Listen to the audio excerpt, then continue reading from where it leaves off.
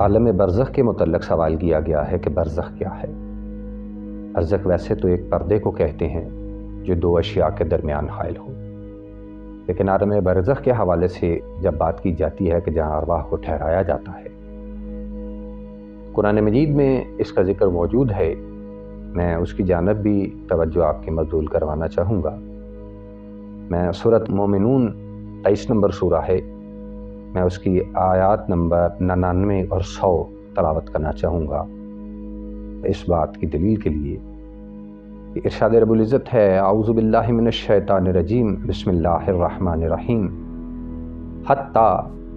اذا جاء احدهم الموت قال رب ارجعون۔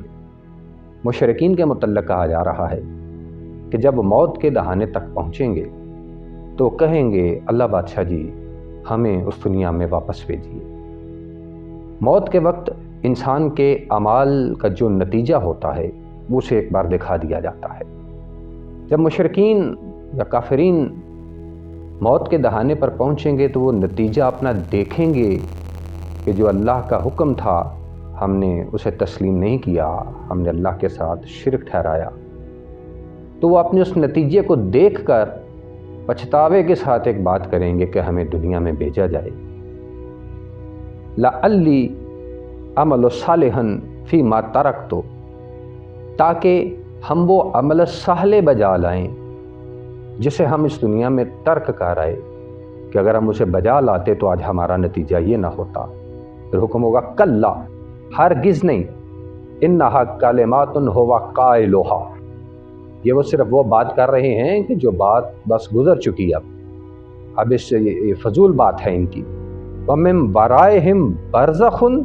إِلَى يَوْمٍ يُبْعَثُونَ، اب تو اس کے بعد مقام برزخ ہے اور یہ یوم یبعثون تک اس مقام برزخ میں رہیں گے۔ رجوع واپسی کی جب انہوں نے کہا، کسی صورت بھی گنجائش موجود نہیں ہوگی کسی کے لیے۔ یہ جتنے بھی عالم ہیں، ہر عالم میں سے جب آپ کسی ایک عالم سے دوسرے عالم میں شفٹ ہو جاتے ہیں، آگے چلے جاتے ہیں، کہ جس طرح انسان کی ابتدا عالم خاک سے ہوئی ہے، وہ عالم خاک سے عالم نبات میں آتا ہے، عالم نبات سے عالم صلب میں آتا ہے، عالم صلب سے عالم جنین میں آتا ہے، عالم جنین سے عالم دنیا میں آتا ہے، عالم دنیا سے عالم برزخ میں آتا ہے، عالم برزخ سے عالم معاد میں آتا ہے، اور پھر عالم معاد سے عالم جنت و دوزخ کی طرف چلا جاتا ہے۔ کسی بھی ایک عالم سے دوسرے عالم میں رجوع ممکن نہیں ہے۔ جس طرح میں نے کہا ہے کہ عالم خاک ہے، کہ جب ابتدا میں انسان کی تخلیق جو ہوئی وہ خاک سے ہوئی ہے، اس کے بعد عالم نبات ہے، پھر اسے اٹھایا گیا ہے۔ وہ جب خاک سے اس پوائنٹ میں آ گیا کہ جب اسے اٹھا دیا گیا، اب اسے دوبارہ خاک میں مکس نہیں کیا جا سکتا۔ اب عالم نبات کے بعد عالم صلب ہے، اب اس کے بعد وہ خاک والا پروسیس تو آدم اول جب تھے تب چلا جو چلا، اب ہر انسان کو دوبارہ مٹی سے اس طرح تخلیق نہیں کیا جاتا کسی صورت بھی۔ اس کے بعد آ جائے گا عالم صلب، جو عالم صلب میں جو لوگ چلے جاتے ہیں وہ اس کے بعد عالم جنین میں آتے ہیں، یعنی باپوں کے صلبوں میں انہیں رکھ دیا جاتا ہے، اور باپوں کے صلبوں کے بعد پھر وہ ماؤں کے بطنوں میں آتے ہیں، اور جو ماں کے بطن میں آ جائے اسے دوبارہ باپ کے صلب میں نہیں ڈالا جاتا کسی صورت بھی، نہ ہی ڈالا جا سکتا ہے۔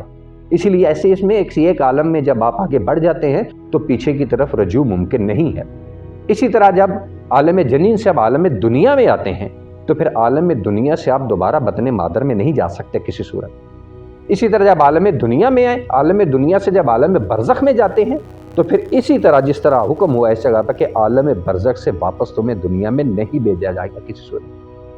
اور عالم برزخ سے جب آگے عالم معاد میں لے کے جایا جائے گا، یعنی وہ روز محشر جس جگہ کا فیصلہ ہو جائے گا، عالم معاد میں جو جاتا ہے پھر اسے عالم برزخ میں نہیں لایا جاتا کسی صورت بھی، یوں تو وہ تو فیصلہ کا دن ہے، اور عالم معاد سے اس کے بعد جنت یا جہنم کا فیصلہ کر دیا جائے گا۔ جسے جنت میں ڈال دیا گیا وہ، یا جسے جہنم میں ڈال دیا گیا اسے دوبارہ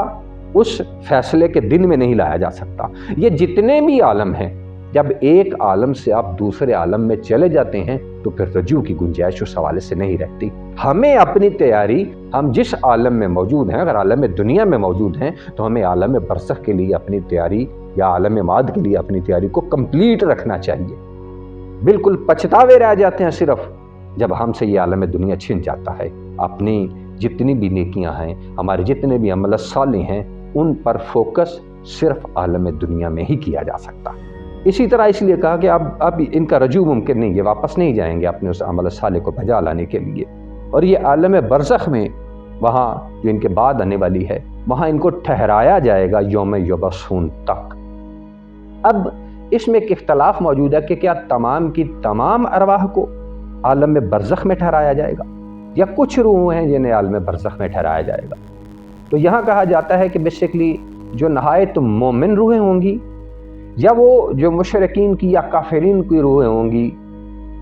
جنہیں سزا بہت دی جانی ہوگی،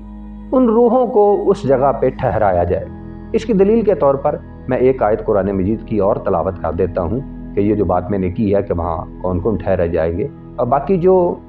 دوسرے لوگ ہوں گے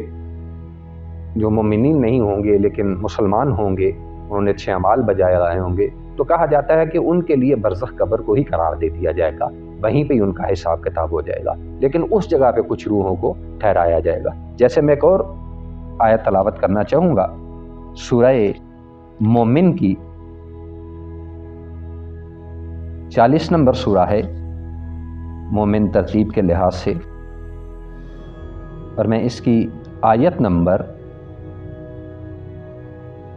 46 جو ہے 46 نمبر آیت میں اس کی تلاوت کرنے لگا ہوں، کہ جہاں اللہ بادشاہ جی نے ارشاد فرمایا ہے النار یعرضون علیہا غدوا وعشیا، اب آگ ہے، جہنم ہے،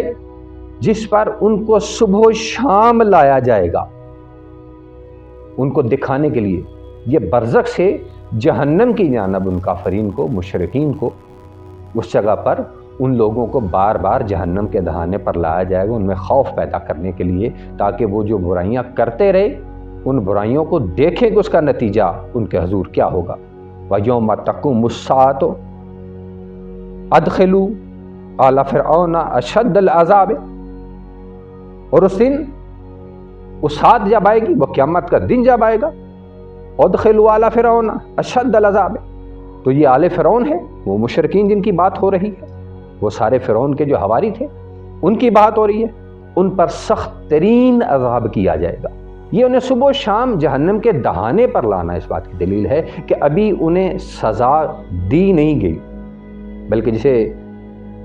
روز محشر کہا گیا ہے، جب وہ دا ڈے آف ججمنٹ آئے گا، اس وقت ان لوگوں کو جہنم میں ڈالا جائے گا، تب تک انہیں عالم برزخ میں ہی رکھا جائے گا۔ یہ وہ مقام ہے جس جگہ پر روحوں کو ٹھہرایا جاتا ہے۔